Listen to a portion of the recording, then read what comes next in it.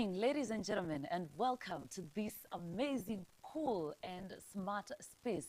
This is Keyman Community Live. I am presenter MKPMK. And of course, this is the big voice in construction. My name is Brian Jenga. And of course, kitu unaona hapa ni different leo. Leo tuko nje. Leo tunajibamba tukiwa nje. And of course, ukiona tuko nje, we jua baridi imetutandika, so tunataka tukupe joto. Tunataka tuwape joto ya content manze.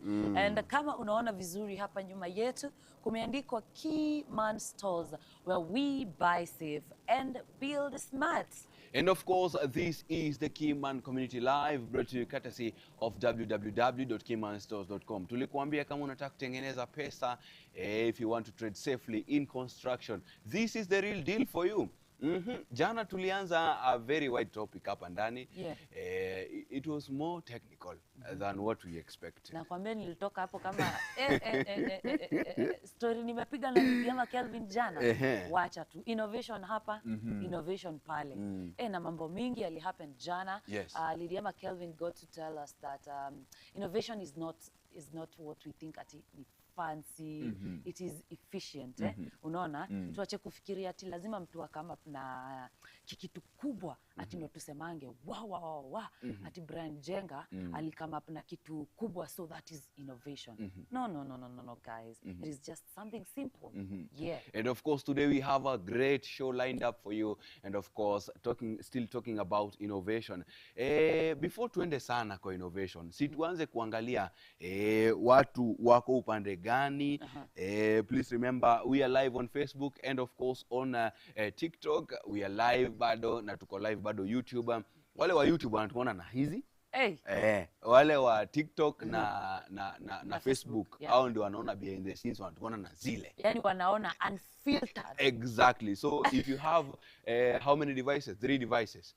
You can unaweza stream kwa Facebook uone behind the scenes, unaweza stream kwa TikTok uone behind the scenes, alafu unaweza stream kwa YouTube so that you see the full live production TV hapa ndani. And of course remember, this is Keyman Community Live, brought to you courtesy of www.keymanstores.com, where we buy safe and of course we build smart. My name is the real deal, the big voice in construction, Brian Jenga. Na leo unakuanga na hii jina, kesho uko na hii, kesho uko na ile. I am presenter MKPMK. And of course, we jump right into, mentioning recognizing those people who are watching us from home, guys. Unajua leo nasikia mandhari kufiti manze. Leo hakuna ati tumefungiwa mahali, maana leo tunajibamba huko nje. In this live ya TikTok, I don't know, sijui kama utafika Facebook. Mimi acha nikimbie Facebook niangalie kitu yenye inaendelea huko. Unajua Facebook kidogo. Kenye unamani. Si huko. So I am seeing Debbie on TikTok. I am also seeing Alessandro on TikTok. I am also seeing Betty and Stage. Jamani kuma jina mnayo hamna. So asanteni sana for tuning in hapa TikTok. Remember we are also live on Facebook and of course YouTube. Watu wa YouTube mwambia mnaona filtered kidogo, sawa. Watu wa TikTok mnaona ile sasa yenye inaendelea hapa. Yani kitu yoyote ikijaribu ihappen hapa hivyo, kama hata hatujui hivyo, nyinyi ndio mtakao kwanza kuona. And of course mtu mwingine hapa TikTok hivi naona Wamboi J Kamau pia yuko live ama yuko mbashara. So guys, keep talking to us, tell us what you'd want to hear about construction, because we said here we are doing matters construction, and today something interesting is going to happen on this show today. Director wetu leo manze Brian, usalimike sana ukiwa kule behind the scenes. We see you. And of course our producer Mr. Keyman, manze kule nyuma mambo. I wish ningekuwa na uwezo wa kuonyesha nyuma huko ningewaonyesha. Sijui Facebook tuko na struggle kutumia Facebook. Unajua kidogo na struggle kidogo. Lakini nimeipata. Naona kuna mtu anajiita Miri Kabanga ako tuned, naona Ouko Leo ako tuned, naona Kelvin Mwangi ako tuned, anasema ini noma. Hey, na struggle kidogo, but by the time tunamaliza hapa tutakuwa tumeweza kuwapata, and of course we can give you that shout out kabisa as we proceed. Before tuende mbali, remember we are global. Na tunaonekana dunia mzima, kwa hivyo ni vizuri tujue ni saa ngapi huko kwingine. Naona siku moja utaniacha kwa hii show uende majuu, tupe watu wa majuu basi. Adelaide, it is exactly 3:42 in the PM, and of course New York ni saa 6:12. Kumbuka kila siku wewe ambaye uko New York unaweza kutuona hapa, wewe ambaye uko diaspora utatuona hapa. London, it is exactly 5:12 in the AM, and of course Nairobi, the big city, it is exactly 8:12 AM. Yeah, na tuko hapa tumechangamka. Another thing I would like us to do today ni mentioning those people who have joined Keyman Stores. You know, when you join Keyman Stores, tunakupatia shout out pale, and we are happy that you are joining us and you're able to trade on Keyman Stores. And I'll go right into it, those stores ambao ni wapya huku Keyman Stores. And sijui kama, do you have the lineup or I just...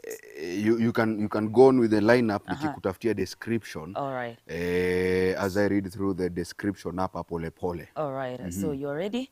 Kidogo tu. So mimi niendelee na lineup. Wewe unaweza angalia lineup alafu mimi nikutafutie description. All right. So ladies and gentlemen, these are the new stores that have joined Keyman Stores. We are happy. We welcome you. Manze, nyinyi ni watu wetu, nyinyi ni watu wa nguvu, and I'll just read them. The first store that have joined Keyman Stores is called Happiness Hardware in Nyeri. Happiness Hardware in Nyeri. Brian Jenga right here will be reading the description of the store. And of course, hii ya leo kuna yenye nitamaliza nayo juu hiyo ndo tuko nayo leo. So allow me ni skip ndo nitamaliza nayo, sawa? So umepata description? Nimepata description. Happiness Hardware Nyeri is located opposite Classic Court near Rurengo Stadium. A general hardware dealing in everyday building materials and construction supplies, serving homeowners, fundis and contractors in and around Nyeri. So wewe ambaye uko Nyeri usiteseke tena, Keyman Stores iko huko, and of course you can always get Happiness Hardware Nyeri ndani ya Keyman Stores. Right. The second store that have joined Keyman Stores is called Dafka Painters. And remember, we had someone from Dafka Painters talk to us about it. Dafka Painters are specialists in construction, painting and consultancy, offering professional interior and exterior painting services with strong emphasis on finish quality, color guidance, and of course long-term durability. And of course alituambia hapa hawapaki rangi ya kala white na kala pink. Alikuwa anaitwa Fred wa Dafka. Ni painter ambaye alikuwa ndani ya Keyman Community Live. Also we are having Stantec Builder. Stantec Builder, a technical builder specializing in interior finishes with standout work in gypsum and ceiling solutions, known for clean detailing and well-executed modern interiors. Remember, Stantec Builder ni service provider ndani ya platform na bado unaweza mpata pale ndani. All right. Another one is called GIBS Electrical, or if you like it, Gibbs Electrical. Specialist in electrical fittings and consultancy, providing structured electrical solutions for construction projects with emphasis on safety, compliance, and functional design. One more time, ladies and gentlemen, wapi makofi ya wale ambao wameweza kujoin pale, alafu kuna mmoja sawa mwisho. Karibu nidhani unasahau. Bado hajasaulika. So guys, the last store that have joined Keyman Stores is one amazing ambayo inahusu innovation, and we're going to be having that guest kwa show leo hii, so usijaribu kubanduka, usijaribu kutoka hapo. And of course it is called EcoFlush by Arumlo. Renowned for innovation, especially the Arumlo toilet system that uses only 2 liters of water per flush, focused on efficient, resource-saving sanitation solutions designed for modern African needs. So guys, those are the stores that have joined, and remember, hata wewe ambaye uko in the construction industry, ukijoin Keyman Stores, exactly kenye tumefanya hapa, we're going to be doing that for you. I want us to jump right into, you know, yesterday we unajua Lydia McKelvin, he's an end-to-end project manager who will be joining us mostly on Mondays. Na mtaka anakuja hapa Monday manze, anatuchapia, you know, hizo story deep alafu tunasukuma wiki. So we were talking about innovation, where we said that innovation is not fancy, innovation is efficient.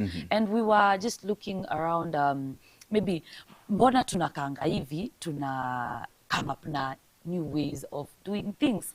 Is it that hizi zenye tuko nazo zimetubo, ama we want to explore, ama kuna namna gani? Kuna kitu moja important alisema jana.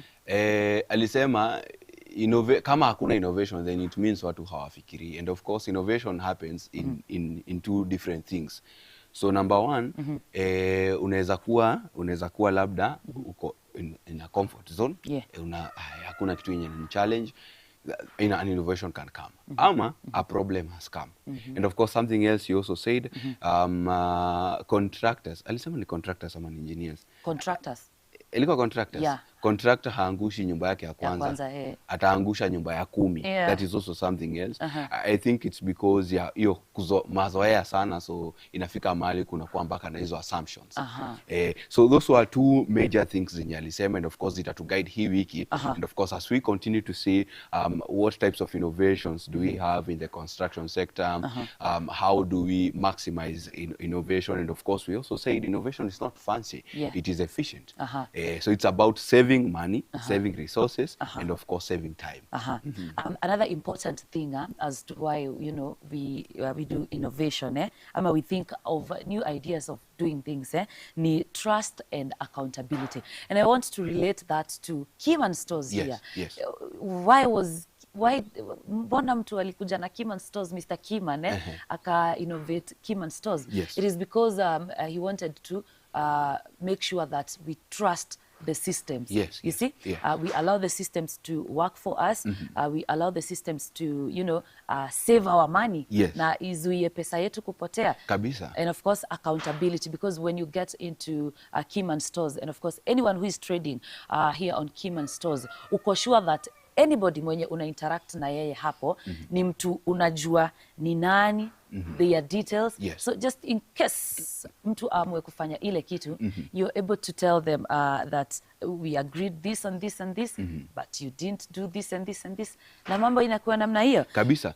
And of course it's also important to talk about this. Wewe ambaye uko diaspora, ama you are out of the country and you need some work to be done inside the country. Well, niko sure tunaweza jenga hata out of the country because systems work for us. But if you are outside the country and you want your construction iendelee ukiwa huko na sisi tuko huku, Keyman stores can serve you better because wewe you only get to deal with mambo ya mshahara na contract na nini. So you unasahau mambo ya pesa, unaanza kufikiria mambo ya quality. You understand? And once we start thinking about quality, tumeweka mambo ya pesa kando, we now start building smart, and of course we are buying safe. So in this case unapata mambo ya kukosana na watu inapungua. It becomes a safe space to trade. And of course vitu zina flow vizuri. At the end of the day, you get quality buildings. Ume understand? You get quality buildings, and of course you get quality services. Kitu kingine ya muhimu before we go for a short break is that niliuliza Lydia McKelvin,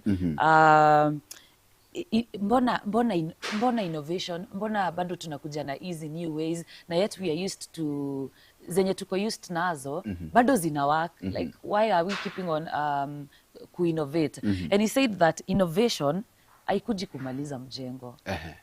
Usifikirie ati sasa juu tumekuletea a new way of doing things, you know, tumekuletea Keyman stores, ati tumekuja sasa kumaliza ati mjengo. No, we're just making things easy. The reason why I think maybe, I don't know, I'm not sure, but the main reason why we innovate is just to make things easy, to find more ways of doing things easy. Kama maybe tulikuwa for example sasa tunatumia kamera 1 2 na bado tuko live na hizi simu. Kwani mtu akikuja na a way of tutumie zote pamoja I don't know kwa nini moja, kwa kitu moja. Well, it makes the work easy. Yeah. Okay, wacha tutumie hii example. So hii example kitu imefanya, hauhitaji kutoka Facebook ndio ukuje utuwatch YouTube. Yeah. You understand? So it just creates a new path of doing things. You understand? So you want to build na umeteseka, ama you want to build na unajua utaenda kupoteza pesa mingi kwa maji, ama place yenye unaenda kujenga hakuna maji mingi, so unahitaji an efficient way of building without using too much water. You understand? Yeah. So you might have an innovation that will come by then yenye itasaidia ku reduce iyo matumizi ya maji ikifika hapo. But this and much more, we can talk about this after the break. Right, we take a short break here at Keyman Community Live. I am presenter MK. And of course, this is the big voice in construction. My name is Branjenga.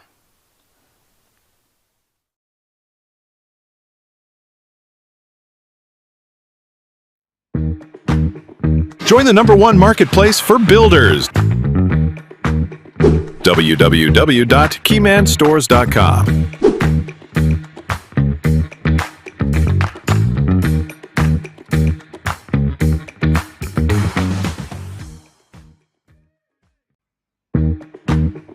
Join the #1 marketplace for builders.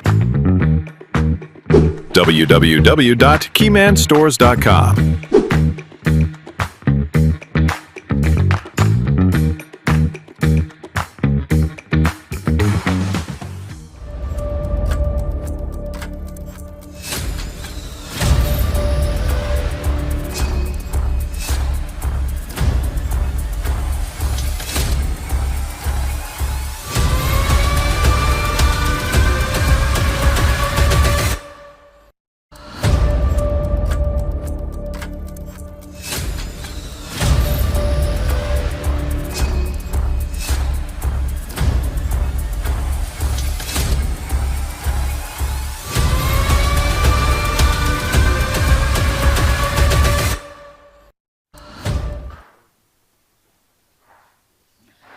Welcome back. This is Keyman Community Live, an amazing, safe, and smart space, just as we are.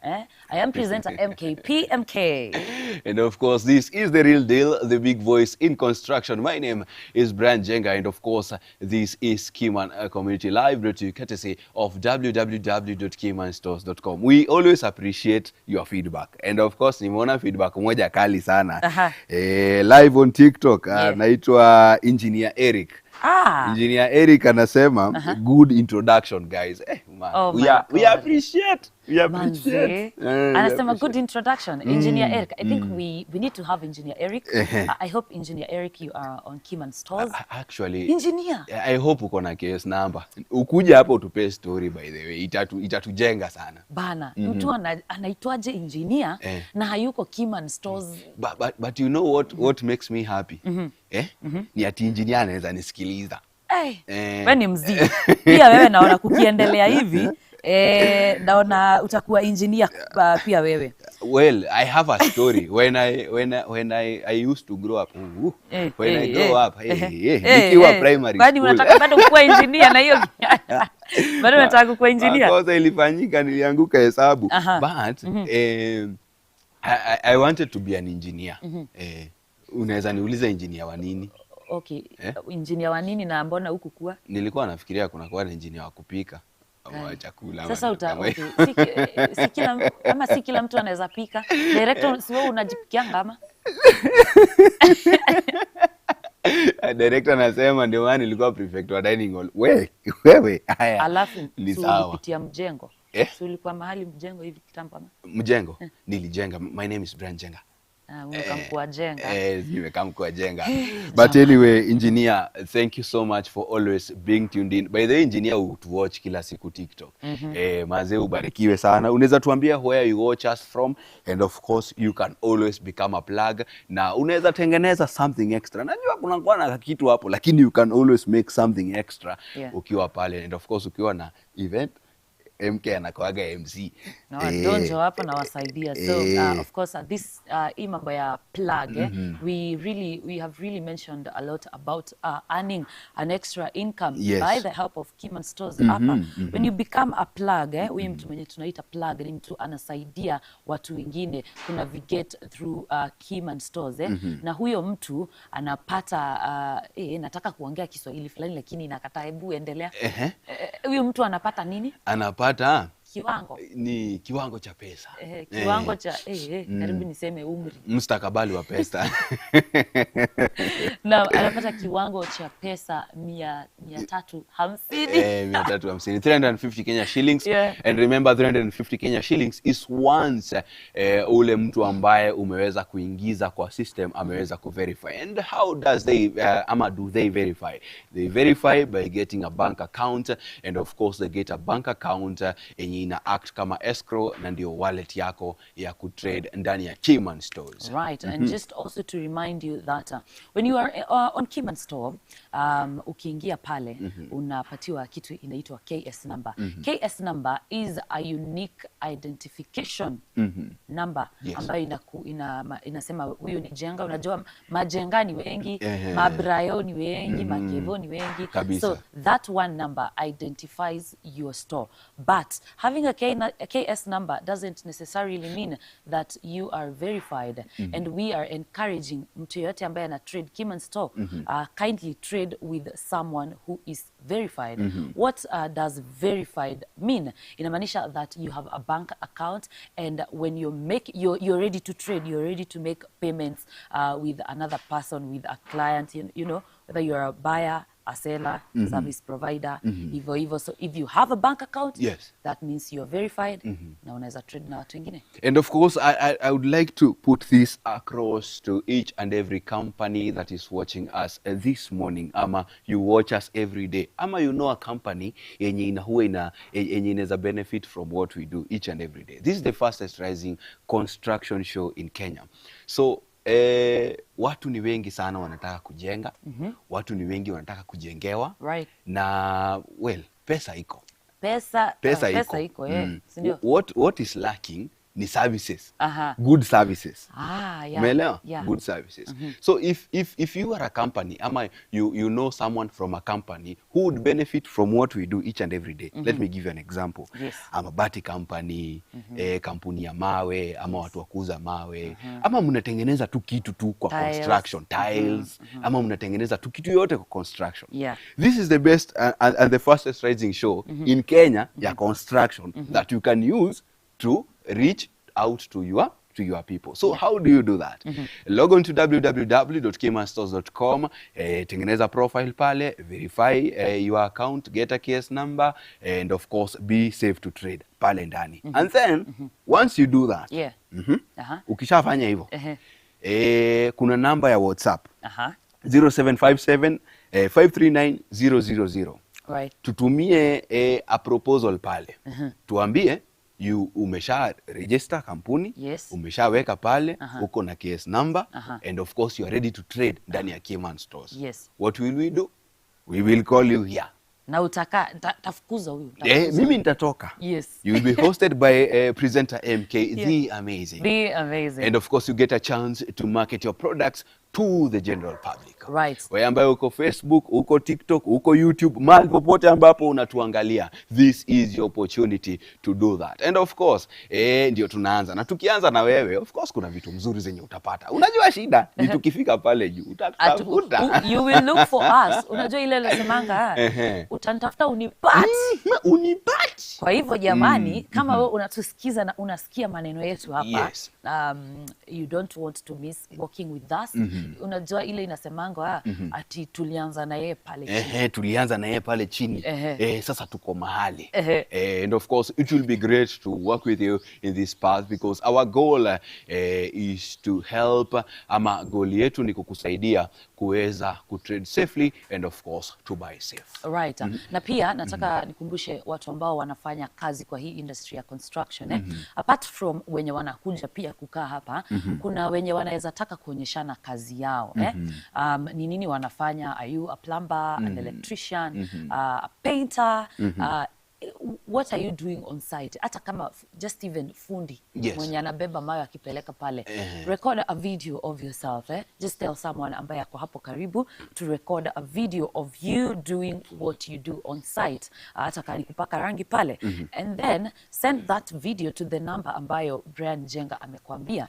And of course, hiyo video tutakuwa tunaicheza hapa kwa Keyman Community Live, na ili watu wapate kujua nini unafanya na labda pia wakupe kazi. Kabisa, na kama leo tuko na mtu mmoja mkale ambaye anakuja kuonyesha kitu ambacho ameweza kuzindua. Uzinduzi. Jamani. And sijui unajua tukiwa high school, sijui hatukuwa na wewe bro. Tukiwa high school ama primary, ungejaribu kutafuta tu a way ya kufanya kitu ili kurahisisha mambo yako.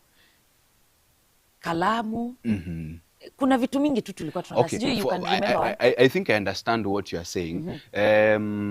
Unaenda funky weekend. Si ndio? Yeah. So kama unaenda funky weekend, ile box unatengeneza pale mzuri, unaweka shati hapo chini, inakaa imepigwa pasi. This cuts across to them. Watu wa boarding. Watu wa nini? Day school mlikuwa mnafanya aje? Director ulikuwa na do? Director alikuwa boarding wewe. But that is somewhat innovation kwa sababu ulikuwa unatengeneza hivyo because hauna pasi ama no access to pasi. Something else, kulikuwa na science congress, science contest na vitu kama hizo. And of course kila mtu alikuwa anataka kwenda funky. Well, not everyone alikuwa anataka kwenda kushindana. Wengine ilikuwa ni kwenda leta. Usipataje jamani. By the way, kama ungekuwa unataka kwenda kushindana ungekuwa engineer sahihi, ungekuwa hapa. But anyway, ni mpango ya Mungu. Are you trying to dhalilisha me? Ni mpango ya Mungu. Right. But anyway, easy innovations ama easy uzinduzi will happen because of a need. Yes. Sindio? Yeah. And of course, sometimes these needs zinakuwaga paramount. Unaelewa? For example, today we're talking about need ya kusave maji. Yes. And of course, bringing hizi, naiona pale, ni choo moja safi sana. Tutaweza kuelezewa inafanya kazi aje na unaweza kuipata aje. But in this case, as we talk about this, kwa director, bado hakuna maji. Mimi akiwa tufanyeni hivi, tuungane tu jamani, tuende tutembee kwa director, tumsaidie apate maji. Juu sasa, but you know, the things that happen, kuna wakati tuna take things serious wakati ambapo zimefail. Yes. Such as utajua aje show ilikuwa important kama ija block. Well, that is something. Yeah. Hata sync pia. Juu inaweza kuwa tu unaiangalia hivi, alafu i-block siku moja, hivyo ndio unajuaga unaweza kuwa plumber by the way. So these things happen because of a need. Yeah. And of course, via this need is how now we get to get easy zinatagwaje hizo my innovations hapa na pale. Yes. So vitu kama hizi za sanitation, and because that's what we are going to be talking about with our guest today, because he has innovated. Sijui ama tumwage mtama ama tunaweza mwaga tu mapema so that we prepare kina engineer Eric as they wait tukiendelea. Hata Kima naona ako ready sana, nataka kujua hii ni gani niletewe kwangu jamani. And of course, remember this show is brought to you courtesy of www.keymanstores.com, where we buy safe and of course we build smart. Nimeshindwa kufanya nimeshika simu. So we're talking about this amazing innovation ambayo imefanywa na mtu anaitwa Ruben Otieno. Ruben Otieno has innovated EcoFlush. It is called EcoFlush by Arumlo. I hope I'm getting it right. Lima. Jamani. Ulikula waru leo asubuhi? Hapana, usikue hivyo. Umesema Arumlo? Arumlo. Ni Arumlo. Walai guest atakuja kutuambia ni gani. Sema hiyo jina mara 5. Arumlo, Arumlo. Eh, We sawa. bana we. Mimi ni mzii. So this toilet it's a plastic toilet na ambayo inatumia only 2 liters of water kuflush. I'm not sure tunatumianga how many liters kwa the kawaida ones. Nilikuwa nimeoverhear around 6 to 7 liters. God damn it. 6 to 7 liters. Okay, wacha tupige hii hesabu. We, unaniharibia nini? Unaniharibia. Na usinipigishe hesabu ngumu. Unaniharibia jichanue wewe, ukaharibu content ya jichanue wewe. Director, kwani kunaenda vipi? Unataka kutuchanua ama tuachane na hiyo jichanue kwanza? Tunaweza endelea tu kuchanuana because anyway tuko hapa kujengana. Okay. So hii toilet mi niko amazed niko like kutoka hizo liters zenye zinatumiwa za kawaida to 2 liters. Yes. Because I'm wondering what if one flush like that inatumia 6 liters. Tunatumia maji na toshana. Hiyo ndio inaitwa muosho mmoja. Hey, jamani. I think it's good to shout out our watu wenye naona hapa at TikTok. Yeah. They've been with us by the way from since day one. Since day one wamekuwa hapa, and of course they've been frequent, and of course it's always good to mention them. Naona Mwaske, thank you so much for being able to join us. Yes. And of course to follow the conversation. Naona kuna mtu anaitwa Baby Shark. Thank you so much. Jalex Mondlin, naona amekuwa on sana, na of course kuna msee anaitwa hapa nani, anaitwa Nicodemus. Sijui kama ni Nicodemus. Thank you so much for always being tuned in, and of course following the conversation live on Keyman Community Live. And of course remember we are live on TikTok at Keyman Stores, on Facebook at Keyman Stores, and of course on YouTube at Keyman Stores. Remember also, if you have something that you have innovated, you know, why not get right into Keyman Stores or get to us, DM us and talk to us about that. Because leo tutaset pace, by the way.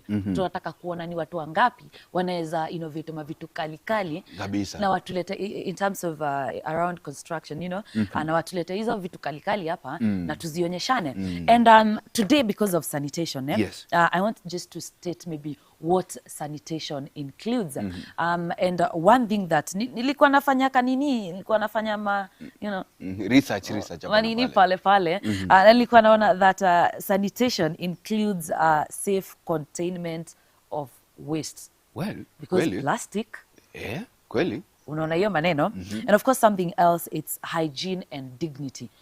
Because wakati tumepata something ambayo ina include hygiene in it, because when we are able to flush with only 2 liters of water, kwanza tumesave, na pia hatutaenda mahali tu ati hakuna maji, ati sijui mtu alienda, jamani. Kwa director hakuna maji, hata hatuwezi kanyaga huko kwanza.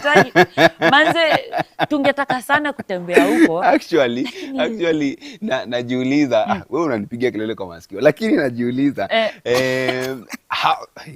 yes, swali ni ngumu. Engineer Eric, tutamsaidia aje? Jamani. And of course there's something else that we call long-term sustainability. Hatu innovate tu ndo tutumia hapo ama just for the show. And whatever we're going to show you today, yes. It's not just for the show. Exactly. Ati tukubambe tu tukuonyeshe cho ya plastic ni na ununue. Uende ujaribu kabisa, utupe feedback, and of course hii gospel iende kwa watu wengine wengi. Yes. And of course that's how we are going to of course buy safe and of course build smart. Yes. And with that we take another short break here at Keyman Community Live. I am presenter MK. And of course this is the big voice in construction. My name is Brian Jenga, and of course up next G Chanue.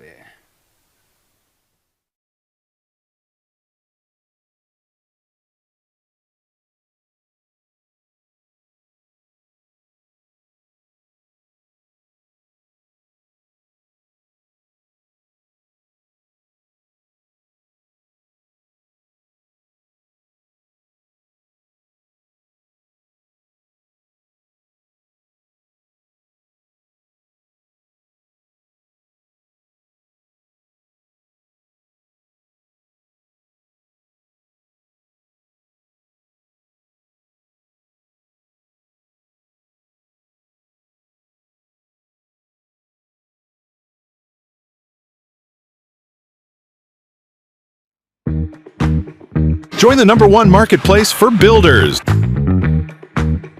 www.keymanstores.com.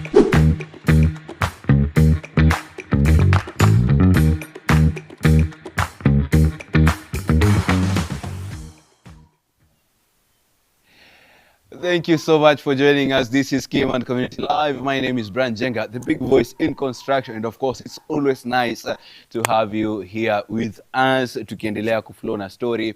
And of course, this is Jichanue. Ukiniona na kichana kwa kichwa, you just know, nilifukuzwa kwa nyumba tu nikatoka, ndio nikuje nikuchanue. Ama namna gani? But anyway, thank you so much for always being tuned in and of course following the conversation live on Keyman Stores on YouTube and of course Keyman Stores on Facebook, Keyman Stores on TikTok. Hii ni noma. So leo kwa Jichanue, well, it's good to say, sikuwa nimejipanga, but I have something yenye inaweza kujenga hapa hivi na ni noma sana and of course it cuts across today's show. Hii swali nikijiuliza ni ngumu sana. But pia naweza penda tu nikuulize. I don't know how to ask this question, but naweza penda tu nikuulize. How many times do you flush choo in a single day? Okay, sawa. Tuseme usiku mambo imeharibika, tumbo haiko sawa. Director napenda GLE sana na ma V8, so you just know. So how many times do you flush that toilet? And of course thinking about it, how much liters of water do you lose every day kwa your flush? In normal circumstances, flush ya kawaida ni between 6 to 7 liters of water per flush. Per flush, ako kamtungi, ako kasista nako, 6 to 7 liters of water, alafu kana refill, and of course the time, but tutaongea kuhusu hiyo. But how many times do you flush in a single day? Okay, sawa. In layman's language, hata tuseme, mara 2 ama mara 3. Asubuhi, lunch time, jioni. Aya. Assuming mko watu 5 ndani ya nyumba, si watoto wakubwa, watu wakubwa 5 ndani ya nyumba. So that could be mara 3 kwa kila mtu times 5. That is 15 times. So 15 times we take one figure times 6 liters of water. 6 times 15 ni ulikuwa shule. Wacha tuseme times 10 ndio rahisi. So you get to lose 150 liters plus of water each and every day kwa choo peke yake. Hatujahesabu matumizi ya maji, kuoga, hatujahesabu kuosha vyombo, hatujahesabu kufanya nini. So wewe uko diaspora and you want to build here in Kenya, ama unataka kujengea maadhe, unataka kujengea sister, ama unataka kusaidia kujenga kanisa, ama mko na mchango ya kanisa ya kujenga kachoo hapo. And of course you're looking into sustainable ways of saving. Wacha tuseme hata optimize, hata si kusave, optimize to cost. So how do you go about that? So today tunakuletea kitu moja wazimu sana yenye itakusaidia kujenga, and of course we are going to understand how the water is being used pale ndani, and of course alisema ni 2 liters, but it better comes from the horse's mouth, akituelezea vizuri how it does. And of course nilisikia kitu kingine akisema ile time yenye inatumia ku refill the cistern ni kidogo sana pale ndani as compared to what, because you can't compare 2 liters and of course 6 liters. So itakuwa ni noma zaidi sana. But anyway, thank you so much for being tuned in to today's Jichanue. Jichanue leo ilikuwa mostly kukuuliza maswali so that you get to understand these things in a simple way, and of course we get to proceed in a very, very nice way. Thank you so much. Jichanue is proudly brought to you by www.keymanstores.com, and of course nilikuwa nimekuambia if you have a company pale nje and of course would want to sponsor Jichanue, itakuwa ni noma zaidi sana. We can promote you. Hatukwagi wabaya sana, tunaweza kusaidia. And of course remember, this is the biggest rising construction show in Kenya and of course East and Central Africa. This is the real deal in construction. My name is Brian Jenga. Jichanue takes a break. Tukutane kesho na kitu ingine noma sana. Mimi nime-sign out.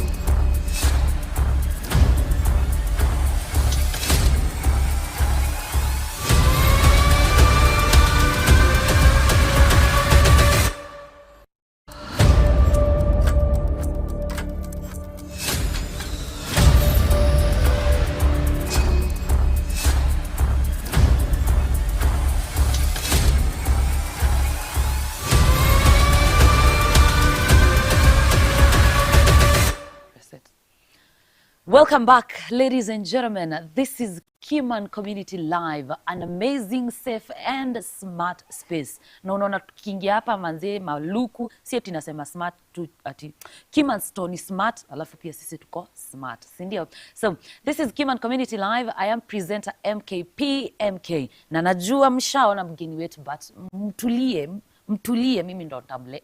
Yani mimi ndo tamintroduce, sawa. So, today we are talking about innovation, and not just innovation but efficiency-led innovation. Yani si tu kuleta kitu just for the sake and ati for the show and imeenda hivyo. No. It is efficiency-led innovation. And we were talking about innovation yesterday with an end-to-end project manager by the name Kelvin Lidiema. Kelvin Lidiema alikuwa anatuambia ama alituambia that innovation is not fancy, it is efficient.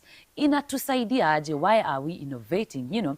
And sitaki niseme mengi juu sasa nikisema mengi tena sijui guest wetu leo atasema nini. So, ladies and gentlemen, allow me to warmly welcome the one and only. Niseme jina, director niseme jina ama atupegio jina yake. But anyway, allow me to welcome Ruben Otieno.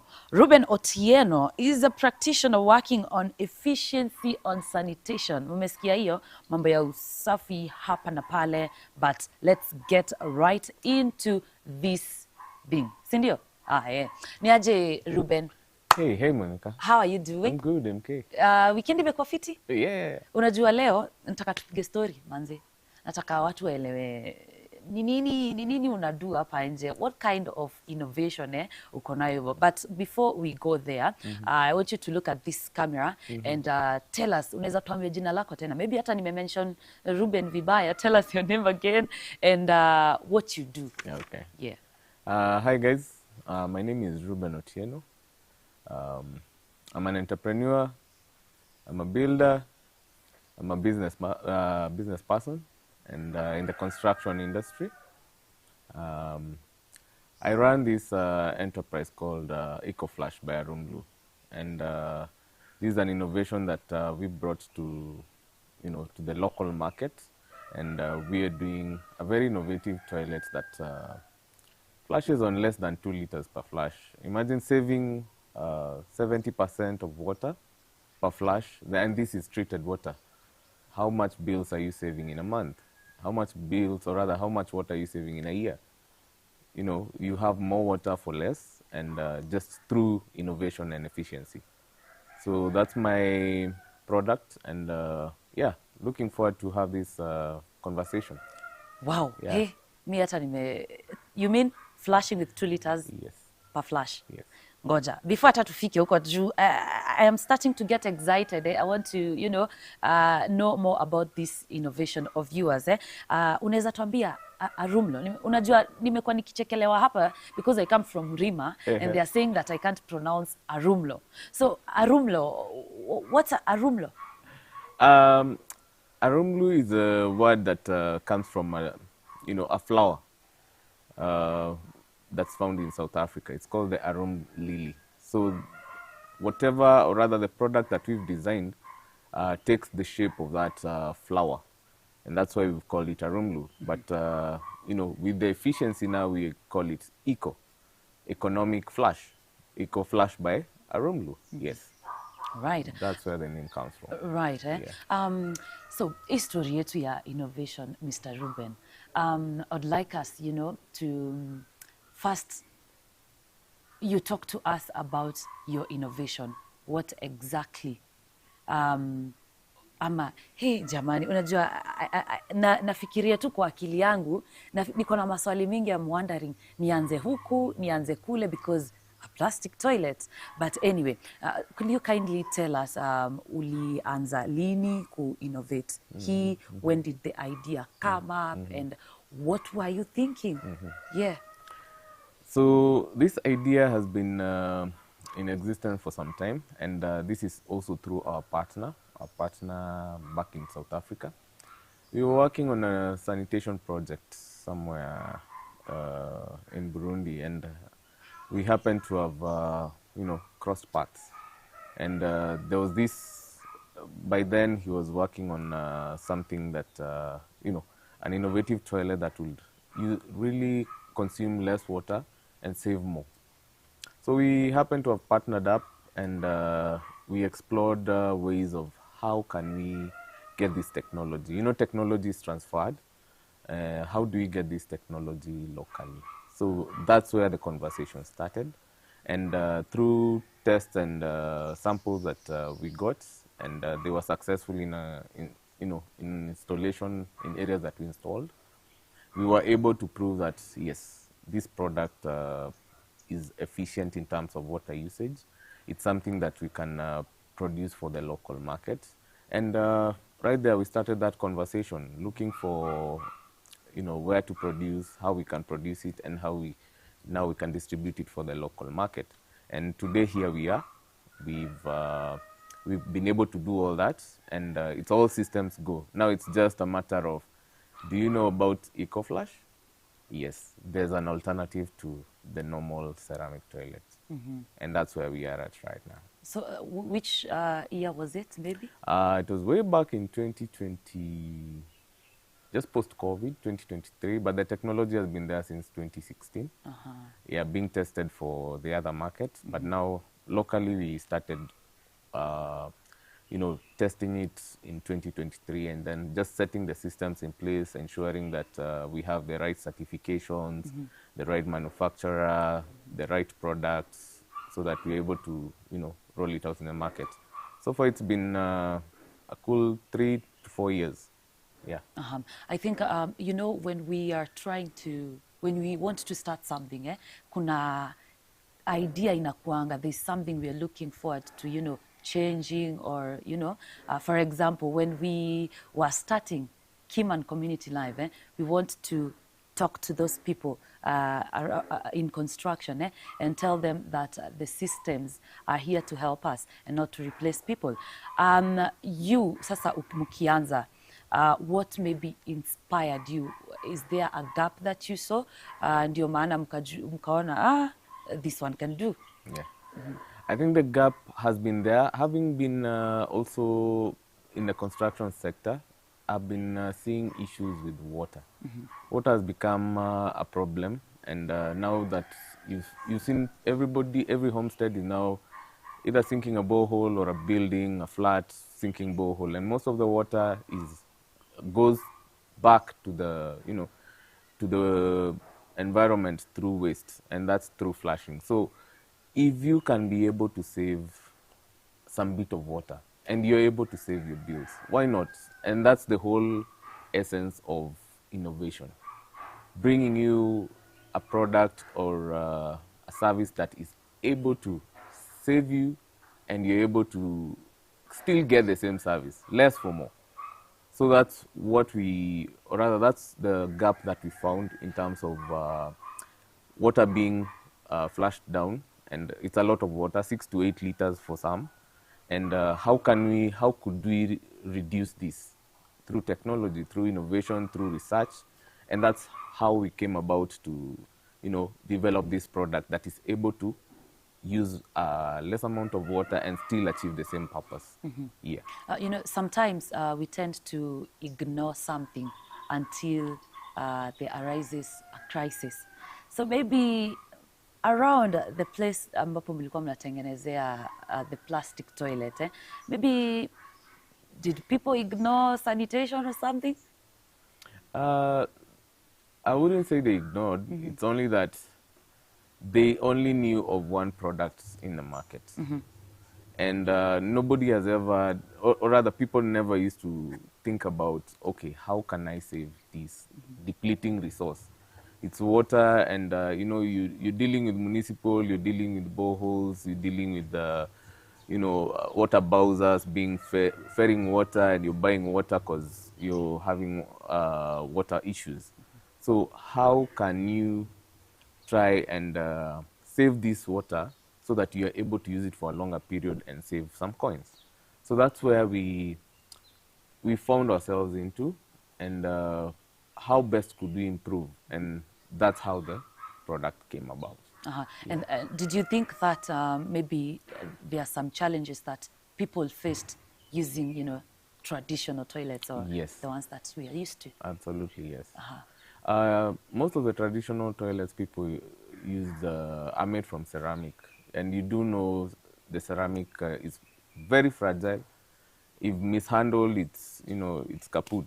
You forget about it. You know, it's mishandled, it's kaput. And also the staining part of it, especially with the borehole water.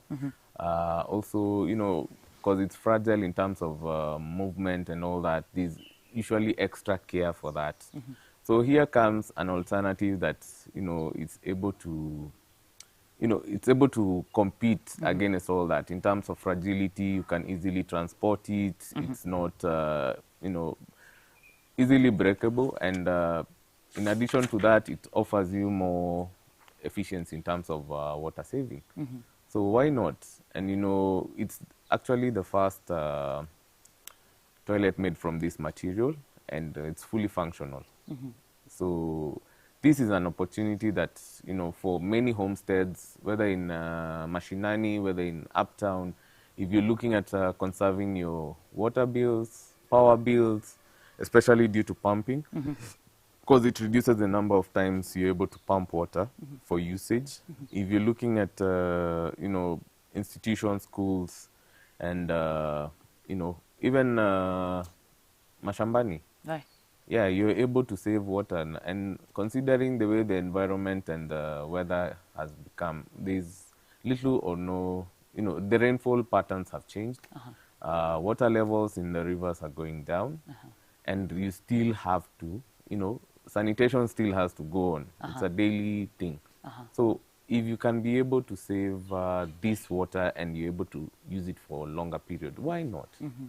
Adopt this product. Yeah. And also we've also considered people with disabilities, the old people, because you know, them carrying water, fetching water, you know, it becomes problematic, and they're not able to, you know, squat after some time.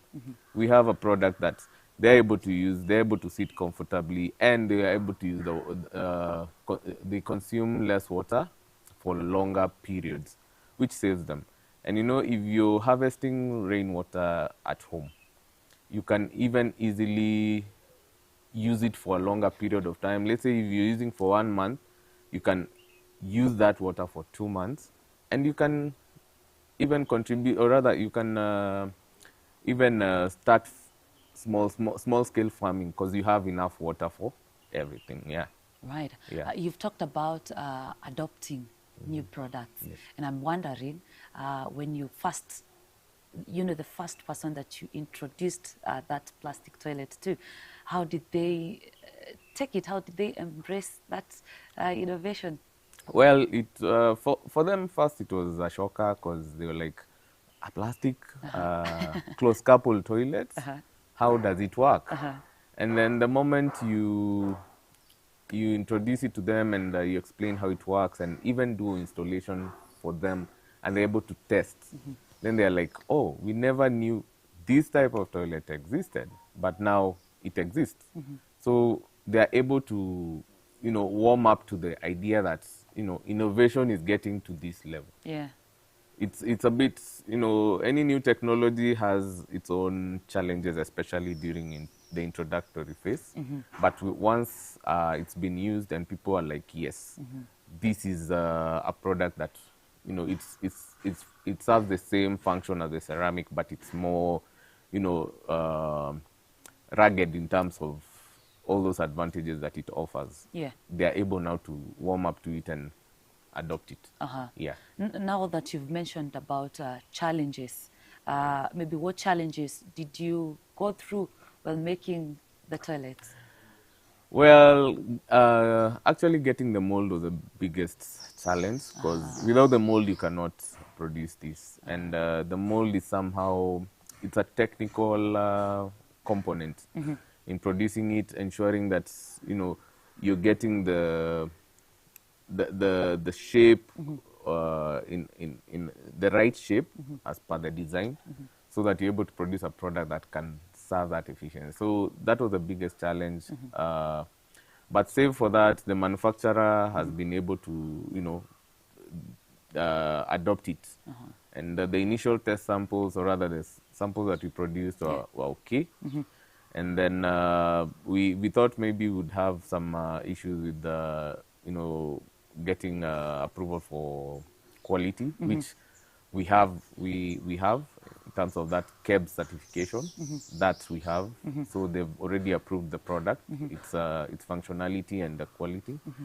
And people asking, oh, can it stain, especially because of hard water? And we were like, no, in fact, it's way better than the ceramic, because the ceramic absorbs water, and then the reactions, and with it, cleaning is just cleaning normally. So it's a way better option for areas with facing hard water issues and also water issues. So yeah, it's a very good product for this market. Are you making them in Kenya? Yes, made in Kenya? We are making them locally off the Eastern Bypass. Yes. And we are distributing them from town, Gikomba area. So pay us a visit, come check it out. If you making online orders, yes, we're able to deliver it for you. Yeah, and explain to you, or rather give you instructions on how to fix it. And it's a good to plug and play.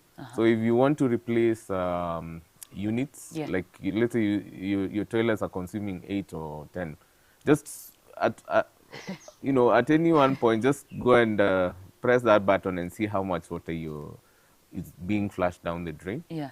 Just try and estimate. So all these, we are able, our product is able to save you on water. So if you're looking at replacing your units, this toilet is a plug and play. It's just a matter of removing the other one, preparing this one for setup, and you're good to go. Yes. So if someone is around Eastern Bypass, Gikomba also, anakupata pale pale. Kabisa. And Popolin. yeah. I'm trying to ask myself, have you tested them? Wewe mwenyewe umetest? Yeah. It's something that we're currently using. In your home?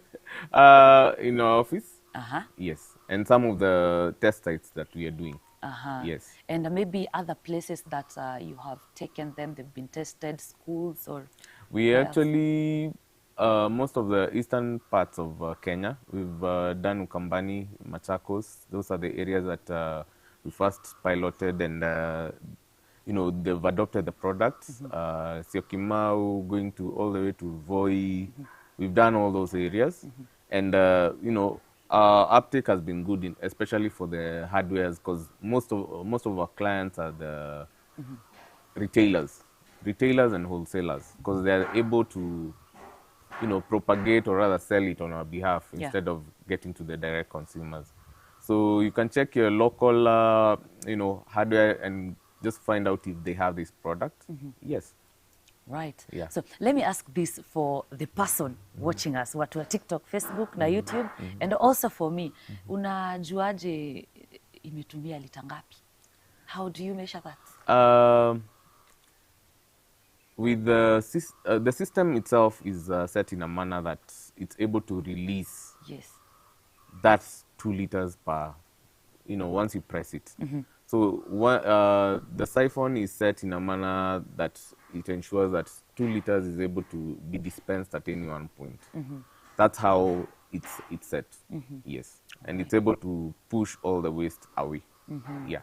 And for those people who have already tested them, apart from the reason yenye umetuambia ceramic ikifanya nini itavunjika, maybe other testimonials, comparisons ambayo watu wamekuambia, this one is better because this and this is happening. Maybe some testimonials about that. The only testimonial they are having is that it's more efficient. They are able to save on water. Yeah. All right. And also their bills. Yeah. All right. Jamani, mimi naweza nibebe yangu moja. Yeah, sure. All right. So I don't know, Mr. Director, if you're ready for me, I want us to take a short break. We will come back with a lot here at Keyman Community Live. Remember, tuko na mtu ambaye anaitwa Ruben Otieno. Ruben Otieno has innovated plastic toilets that uses 2 liters of water in a single flush. Remember, hii inakurahisishia kazi, cost ya maji kidogo hapa na pale. So, na leo haki tumeingililia director, but lazima tu turudie hiyo na hiyo. Maybe Mr. Director, you can consider that na mambo itakuwa sawa sawa. Bili ya maji haitakuwa mingi sana. So, we take a short break here at Keyman Community Live. We are coming back. I'm presenter MK PMK. Join the #1 marketplace for builders.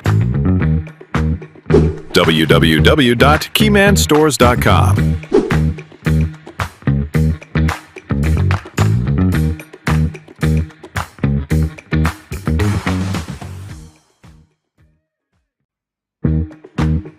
Join the #1 marketplace for builders.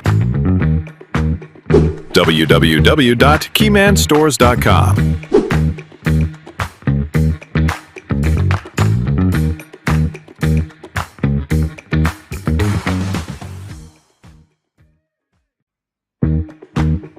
Join the #1 marketplace for builders.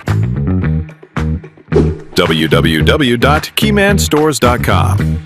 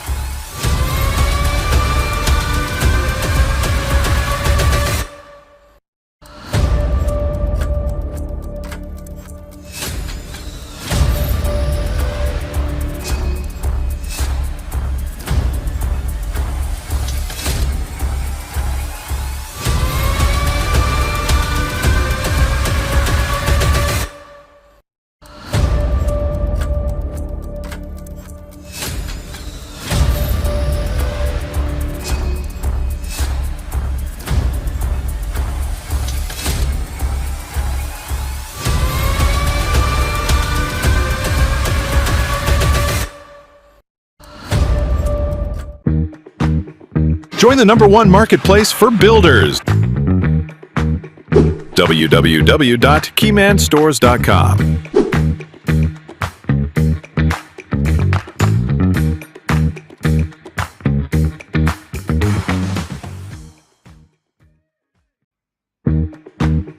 Join the #1 marketplace for builders. www.keymanstores.com.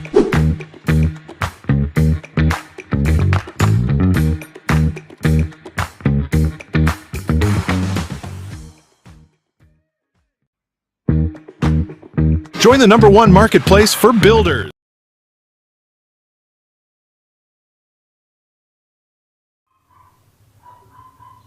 Welcome back, ladies and gentlemen. This is Keyman Community Live. I am presenter MKPMK, and today I am so happy. Yeah, you know, unaona kwa set imechange kidogo hapa na pale, ukifanya hivyo unasikia. By the way, this is color gray and this is color gray. Gray is my favorite color. In case you didn't know, Valentine is coming. Yeah, it's my favorite color. So guys, we're talking about innovation. And see a story tu tumewapigia. Of course, I told you that we're going to be showing you what Ruben Otieno has innovated, the plastic toilet. It is here with us. And we also said that innovation doesn't have to be that fancy, you see. hii haina madoido mingi. It is just atatuambia the the efficiency in this plastic toilet. And so, ladies and gentlemen, again, I want us to go back to Mr. Ruben Otieno of Rumlo, na EcoFlush by Rumlo. Sijui mnaona shati yake, watu wa TikTok, Facebook mnaona? Hello, yeah, we good. So Ruben, sasa hapa naona niko na kazi ya kuelewa hii maneno, si ndio? Yes. Sijui tuanze wapi. Nataka, I want people, to, I know they are seeing the plastic toilet, and maybe some unique features about the toilet. Of course, nasikia ni plastic, hiyo nimesikia. Is there anything else ambao ungetaka tujue, something cool about this toilet? So I'd want to take you through the whole concept. Yes, please. You do know a toilet consists of a cistern and a pan. Those are the components of a toilet. So I'll take you through.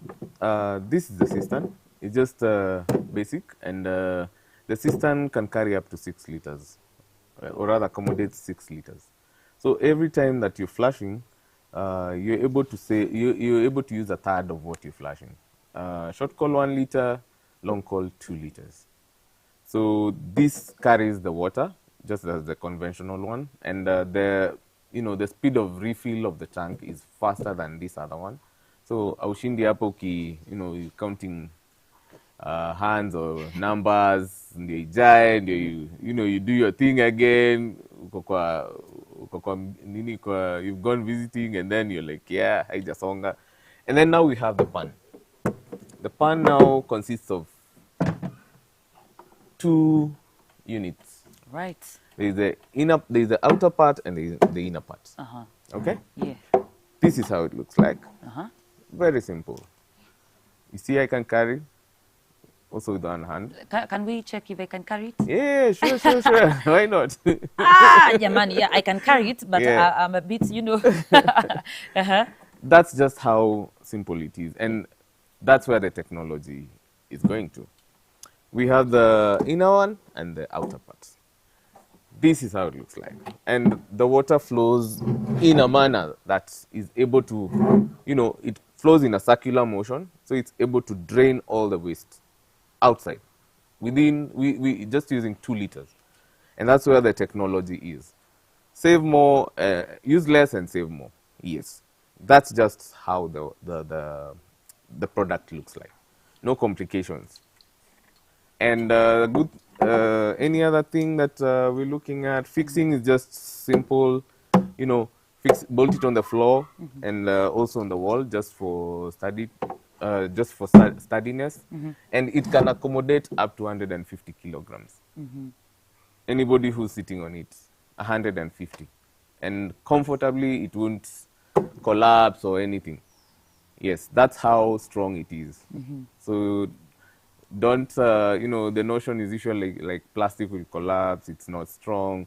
This is very, very strong, made from material that also produces tanks. And that's, that's what makes it even stronger. Yeah. Right. Is there a special kind of, maintenance that it needs? Actually, no. It's just, you wash it as any other toilet. And, yeah. Cleaning is, use the normal, the toilet brush. Yeah, the toilet brush. Just not the hard ones, just so that you don't scratch it. Just slightly smooth ones, and then the chemicals, just the kawaida ones. And then the good thing is that it doesn't retain any water. Water doesn't stay long, so that it's absorbed, and then you start seeing those watermarks and the hard water, the scum. This one doesn't have that, so it's very good. And in terms of ease of getting stained, it's not that easy. And then the other thing with this toilet, it's a plug and play. You do a 4-inch waste pipe and 1 1/4-inch inlet, so you don't have to change any plumbing systems. That's a good thing about it. So it's just a plug and play and you're good to go. Yes. Um, And if I dropped it, you know, you expect it to have broken or, you know, gotten crack. This doesn't. So if you're looking at transporting it, and if you're, you know, a wholesaler, most of the losses come when they're handling this product. This one you'll have zero losses. Yes. So yeah, this is the way to go. This is where we are going, and you know, join the movement, guys. right. Yeah. Is there anything that surprises people? Watu ambao wameitumia maybe akatumia akakwambia, oh, I didn't know it can do this. Nini nini, something special. Not really, because we've just been able to explain to them, you know, it's a plug and play. This is how it looks like, and you know, it's able to push any wastes, because whatever has been designed is based on you know, scientific whatever research.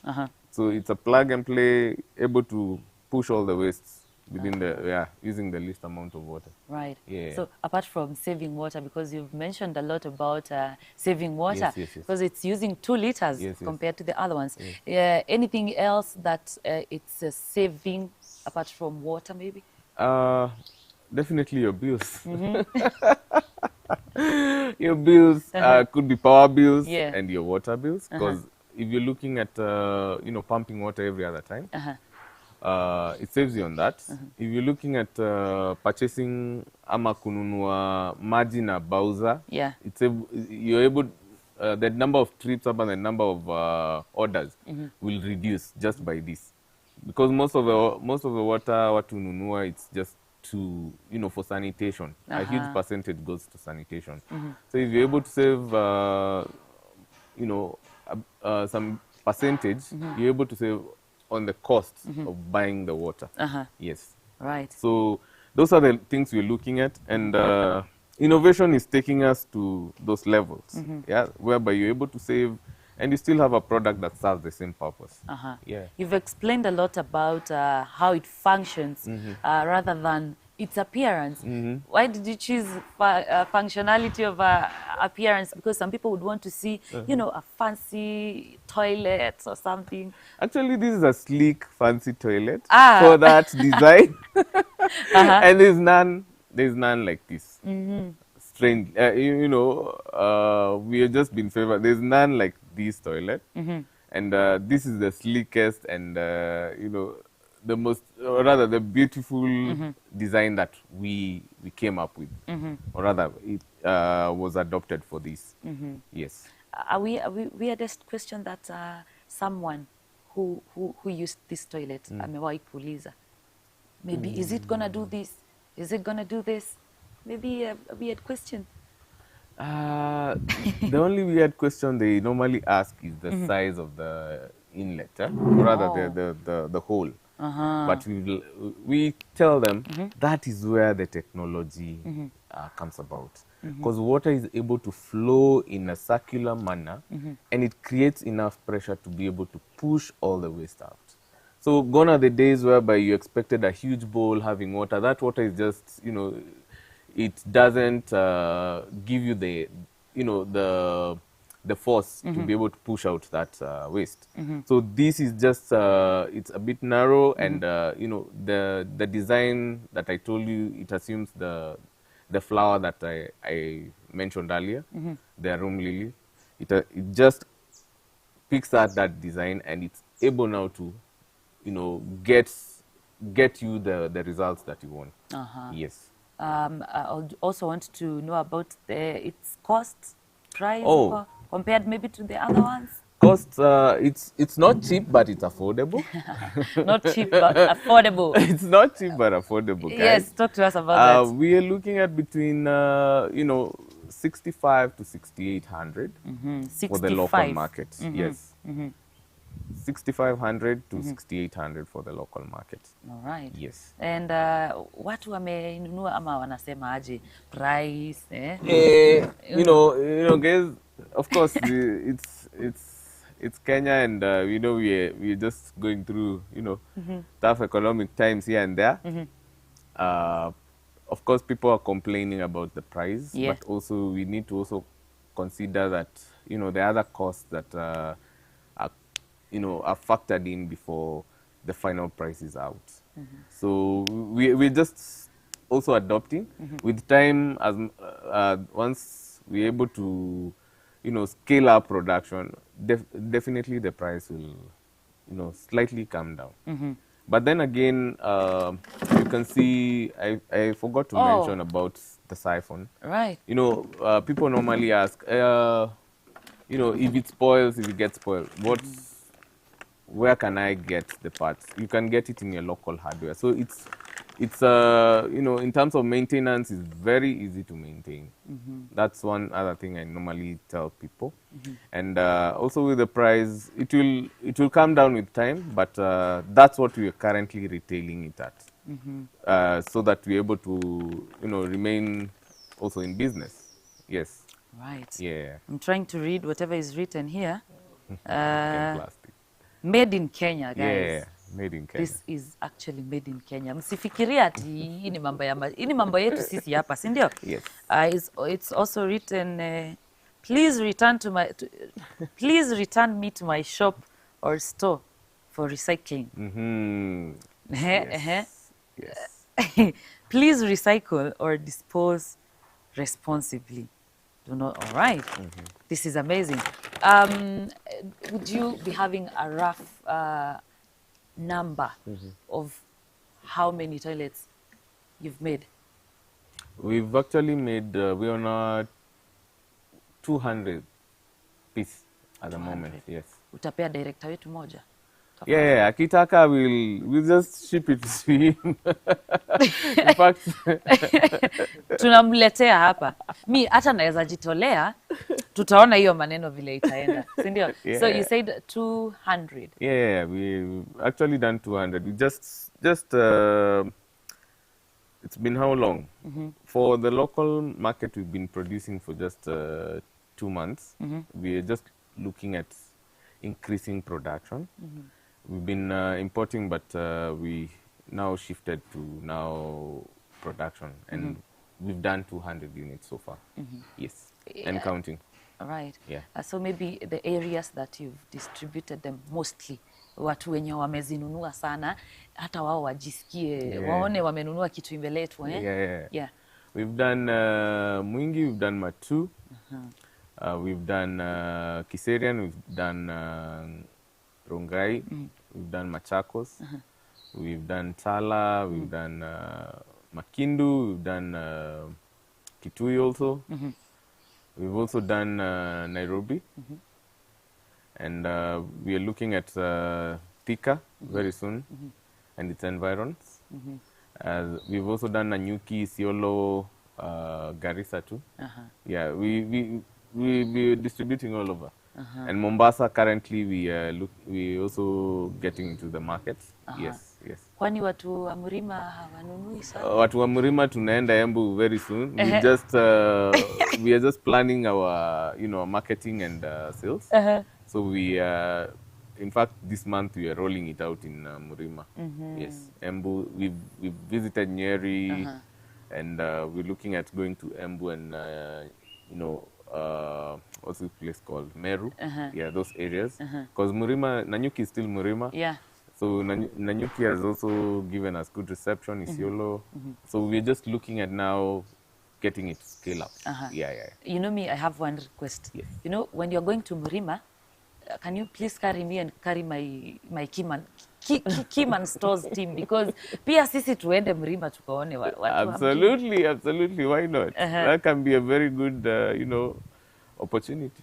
Yeah, for both of us. So that's a deal? Yeah. We can go there and do a live there? It is a deal. Keyman Community live? Yes. Is showing the plastic toilets with a room low? Yes. Right. Yes. Hiyo ni, I hope contracts.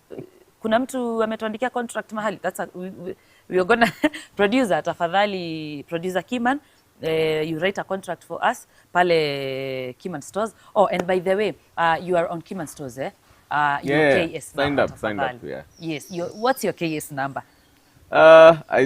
I need to confirm that. Aha. Yeah. Aya, confirm hiyo. Sawa. You said you're in Keyman stores, so producer wetu who is Keyman, he will write a contract pale. Si tunaandika contract pale Keyman stores Kabisa. na tutaandikiana, tutaenda kule Mrima. So what's one thing that people misunderstand about toilets, maybe from the time you started making these plastic toilets? Yeah, there's been this notion that, plastic toilet has not been in existence. So they kind of been, wamekuwa kifikiria it's something not reliable, something not durable, and we're giving them assurance, this thing for 7-10 years, Yeah. you're good to go. So your durability has just been an issue that it's not, is it durable? Will it stand the test of time? And we tell them, just like tanks, this one will stand the test of time. Yes. Right. And why do you think that sanitation should be planned early? Because so that tusikuje kulialia wakati shida zimeanza kutokea. Because it's a part and parcel of our daily lives. So it should be top priority, Because you can build a very nice house and then now you're having water issues. What can you do? You're not even settled. Because maji imeisha. Sijui kanjoja maji ijakuja for like 2 weeks. Yeah. You're struggling. So if maji ijakuja and the little that ikikuja, you're able to use it for long. Why not? Yeah. And is there something you'd want people to think differently about sanitation? Maybe? Yeah. There are efficient, products out here, and it's about time people can adopt. If it's available and it's functional, why not? Save on water, and also in the environment as a whole. Yeah. Yeah. I mean, I'm looking at you as an innovator, and I'm trying to ask myself, Ruben, if given another chance to innovate something else, what would it be? And maybe around, maybe hata wachana na construction, what else would you want to innovate apart from the toilet? Wow. Tufikirie, hebu tuambie hiyo juu sasa. Yeah? Yeah, as as an entrepreneur, you think of opportunities where they come, and if there's, if the opportunities, you can turn that into, an impact to the, to the society, to the market. Yeah. Right now, I'm still thinking of what's next after this. Around sanitation, maybe? It could be, around energy. Next would be, how to save electricity apart from solar. It's just, does it make business sense? Does it have an impact or positive impact to the to the community, to the environment? Yeah. That's what I'm looking at. All right. Yeah. So, I may not have an idea right now, but it's still cooking. Itakuja. Yeah. All right. I think maybe something that you feel you've left out about this plastic toilet, something, you'd want people to understand or learn about this toilet. Well. Or to No, not really, because it's just, vile iko tu ndio. That's the way it is. That's the way it is. Hakuna mambo ingine. No sugarcoating, no addition, no subtraction. This is it. Ni lita mbili, kitu imeenda. Asante sana, Ruben. And maybe I want you to look at that camera again and tell anyone who is watching you to go live TikTok and Facebook, look at the camera and tell them one thing, just one cool thing you'd want them to remember about this innovation and specifically around sanitation. Use less, save more. Hivyo tu. That's what I would tell them.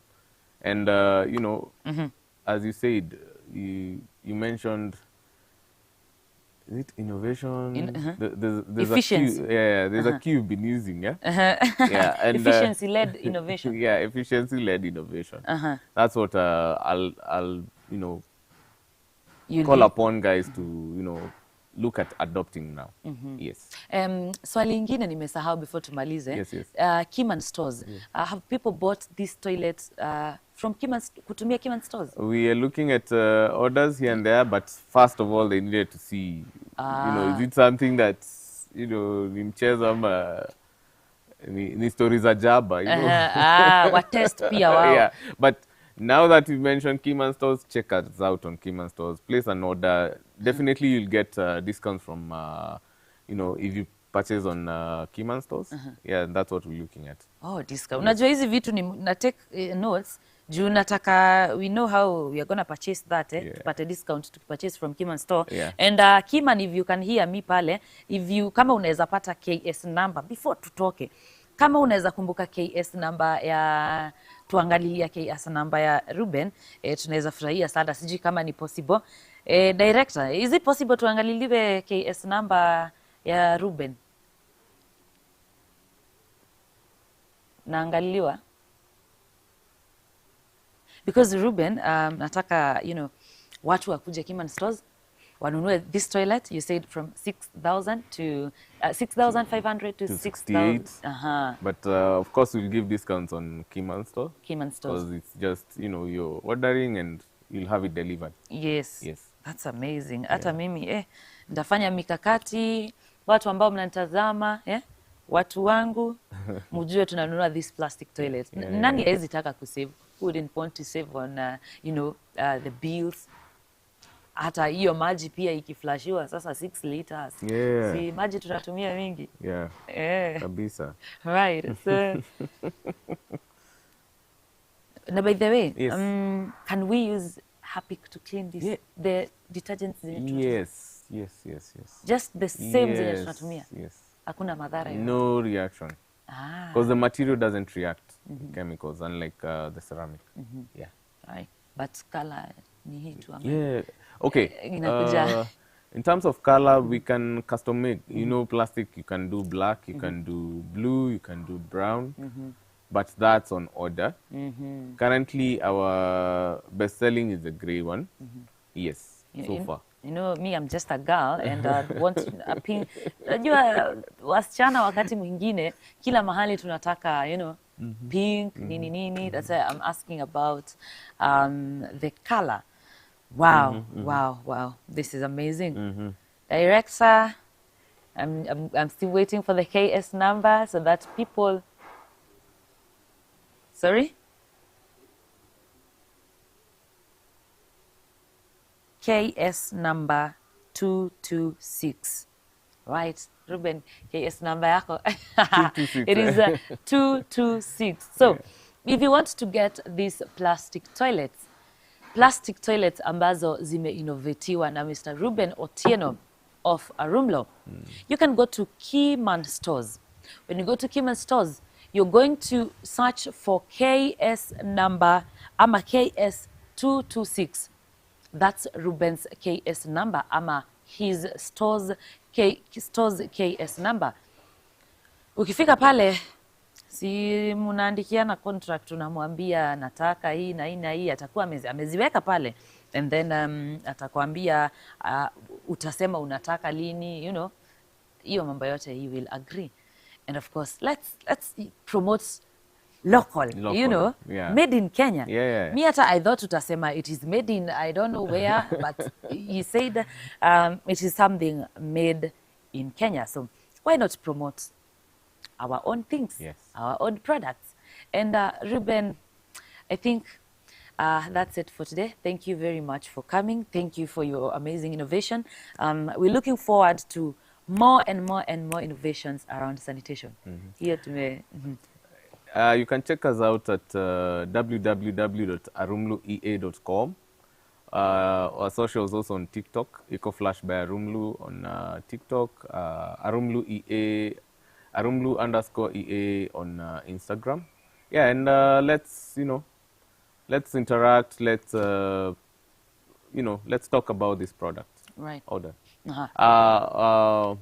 Phone number also is 0727 296 633.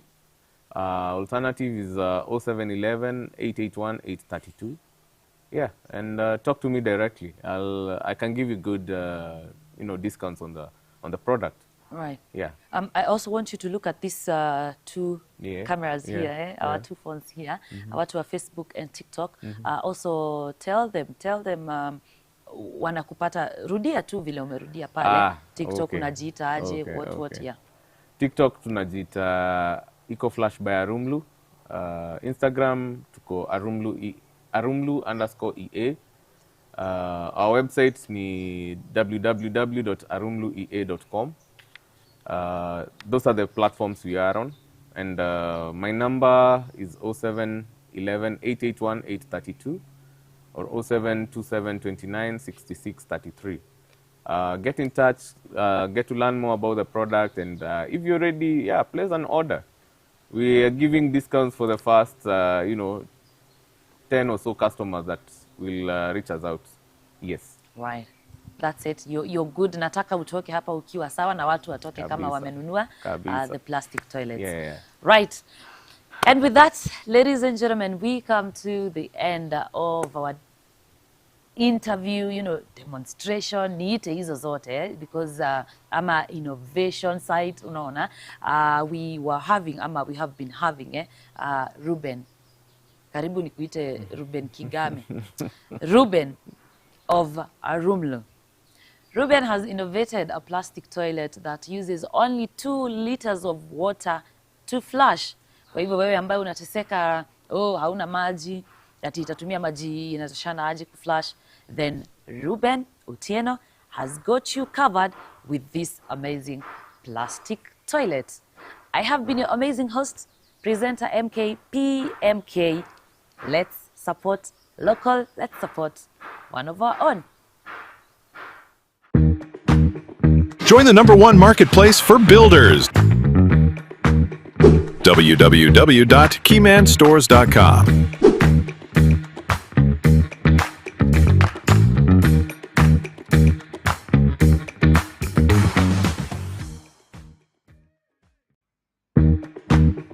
Join the #1 marketplace for builders.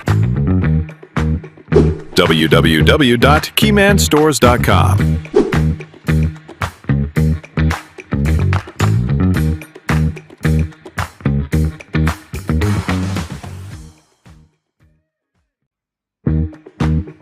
Join the #1 marketplace for builders. www.keymanstores.com.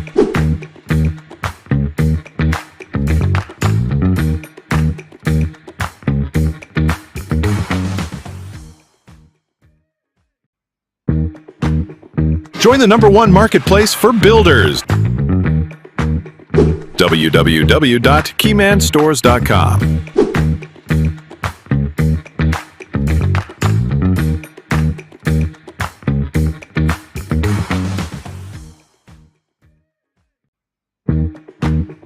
Join the #1 marketplace for builders.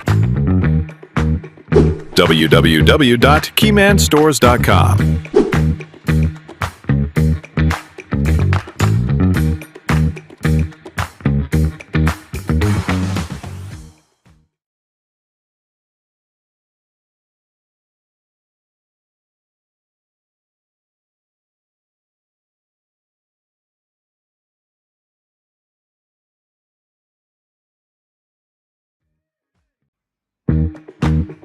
Join the #1 marketplace for builders. www.keymanstores.com.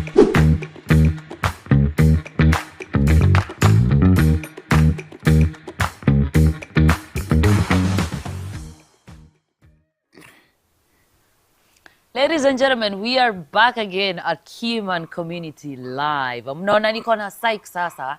Mnaona ni I am gonna buy this toilet, guys. This is Keyman Community Live. I am presenter MK PMK. And of course, this is the well, najua uko una expect hii choo ni comfortable by the way, ndio maana nimetoa kiti nikali.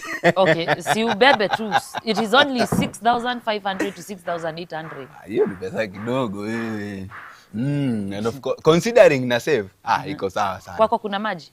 Kwako kuna maji? Kwa director ndio hakuna maji, kwangu kuna maji. Si ubebe hii basi na usave. Unaona hiyo yenye utasave mgawie.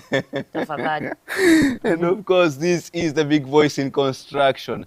My name is Brian Jenga. Hapa tunaendelea kukujenga pole pole as we still talk about buying safe and of course building smart. And how can we talk about buying safe and building smart without talking about this wholesome toilet? By the way, unajua?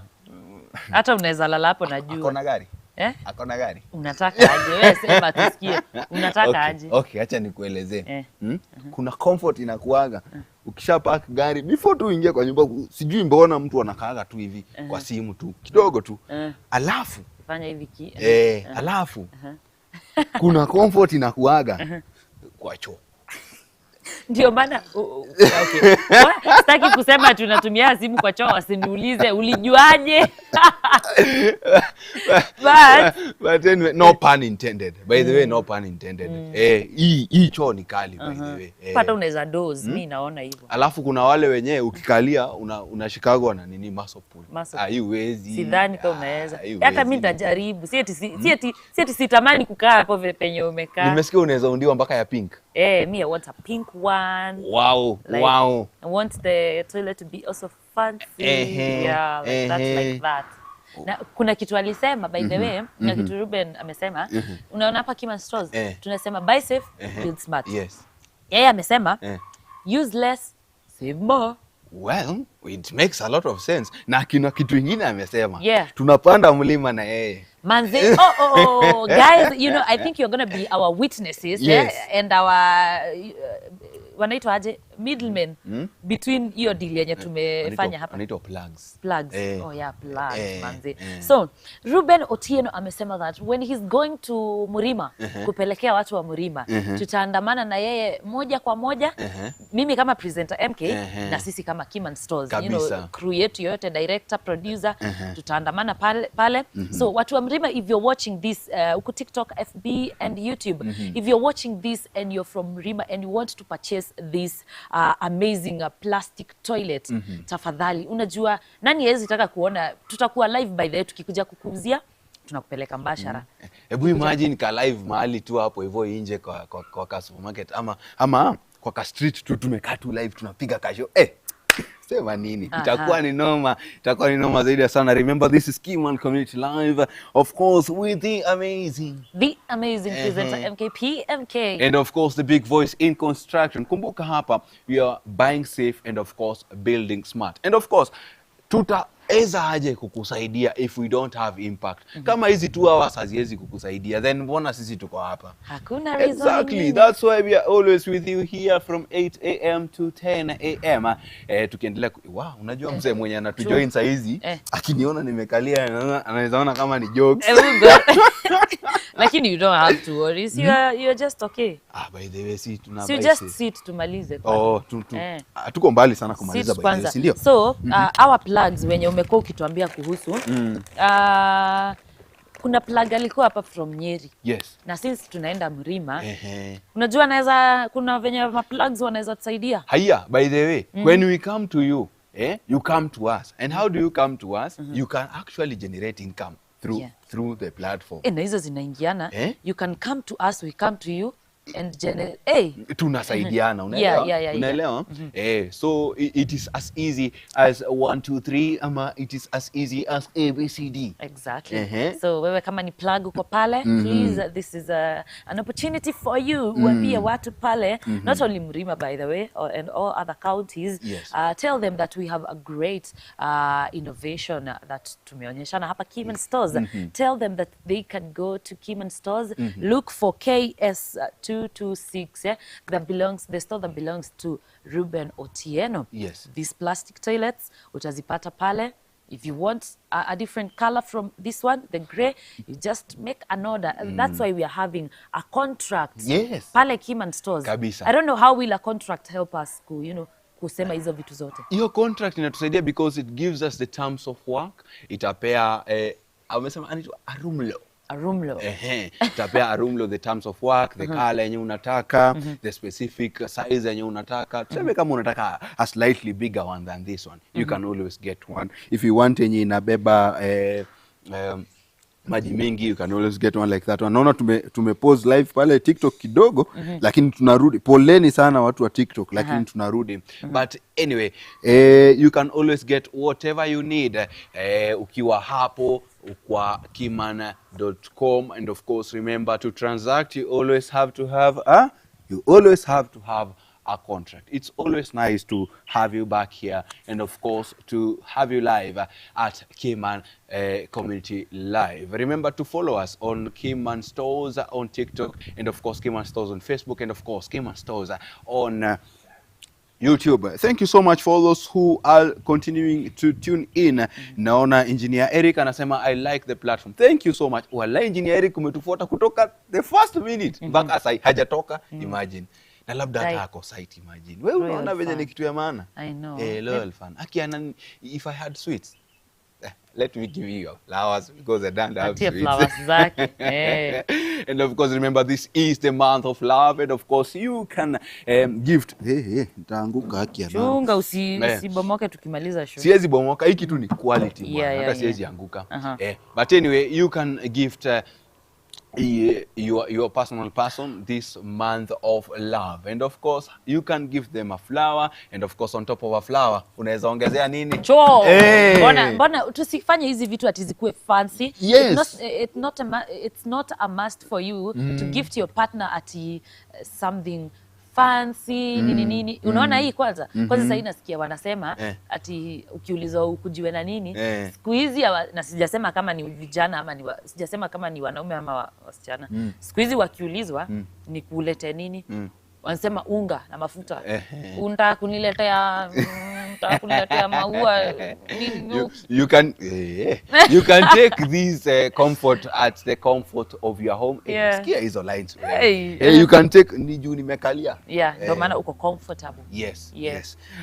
It's always nice to have you here, and of course imekuwa ni noma zaidi ya sana. My name is the big voice in construction. My name is Brian Jenga, and of course tunakuaga hapa kila siku ya wiki from Monday to Friday from 8 a.m. to 10 a.m. and of course kila show iko na mambo yake specific na iko na mambo yake kali na inakuwa ni noma zaidi ya sana. Right, and to end this, I want to give a big shout out to our director Brian, and of course to our producer Mr. Keyman. Na kufika hapo mimi sina mengi. Let's just continue with this week tukisema innovation.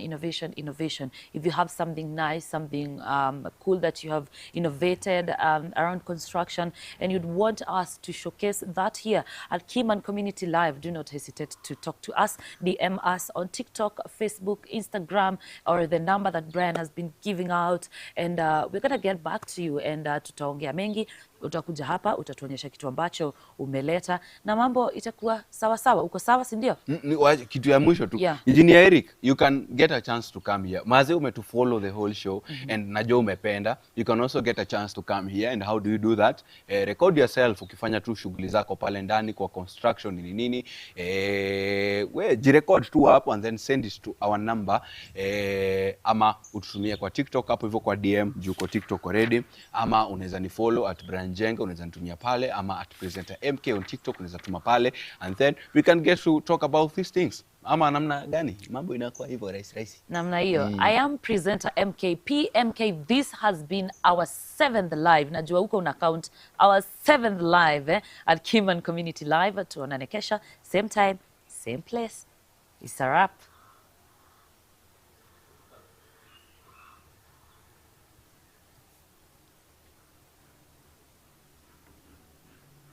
nicheze nayo. Aya. Sasa hapa tuko na